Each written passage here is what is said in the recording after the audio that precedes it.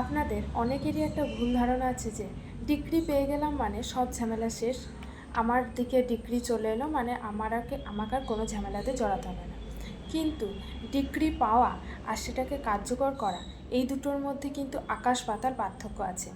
এক্ষেত্রে আমি এমনও দেখেছি যে হয়তো ক্লায়েন্ট ডিগ্রি পেয়ে গেছে, কিন্তু তারপরেও তাকে অন্য তার অপোজিট পার্টির কাছে শুনতে হয়েছে যে জাজকে নাকি টাকা খাইয়ে তারা ডিগ্রি করেছে। এরকমও কিন্তু শুনতে হয়, আবার মারামারির সম্মুখীনও কিন্তু হতে হয়। সেক্ষেত্রে তখন কি করা যাবে? প্রথম যে ডিগ্রিটা দেবে সেটা হচ্ছে প্রিলিমিনারি ডিগ্রি। এই ক্ষেত্রে যে আপনার অধিকার আছে, জায়গাটা আপনার বা কোনো কিছু ওর জায়গাপাতি ছাড়া অন্য কোনো কিছু জিনিস হয়তো নিয়ে কেস চলছে, সেক্ষেত্রে সেখানে নির্দিষ্ট করে দেয়। তারপর যদি হয়তো জায়গার কোনো কেসই যদি চলে, সেক্ষেত্রে আপনি যদি সেখানে ডিগ্রি পাওয়ার পর যান, অন্য অপোজিট পার্টি এসে যদি ঝামেলা করে, তখন আবার কোর্টে কেস হয়। সেটা হয় ফাইনাল ডিগ্রির জন্য।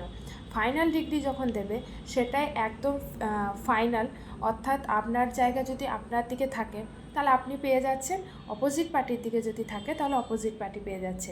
এবার এক্ষেত্রে যদি কোর্ট এরকম ডিগ্রি দিয়ে থাকে যে অপোজিট পার্টি হয়তো সেটা পেতো, তখন কিন্তু আপনি আর পাবেন না। আবার ফাইনাল ডিগ্রির পর আপনি যদি পুলিশের সহায়তা বা কোর্টের সহায়তার মাধ্যমে যদি সেই জায়গাতে প্রবেশ করতে চান, সেক্ষেত্রে কিন্তু এক্সিকিউশন কেস করা হবে, অর্থাৎ সেটাকে কার্যকর করার জন্য সেটা করা হয় শুধুমাত্র পুলিশি সহায়তা বা কোনো আদালত থেকে কোনো সহায়তা, এবং আপনাকে জায়গাটা দেখিয়ে দিয়ে আসবে, বা অন্য কোনো সমস্যা যদি থেকে থাকে আপনার সমস্যাটা সে ফিল্ডে গিয়ে সমাধান করে আসবে। সেটা কিন্তু কোনো ফাইনাল ডিগ্রির পর হয়ে থাকে।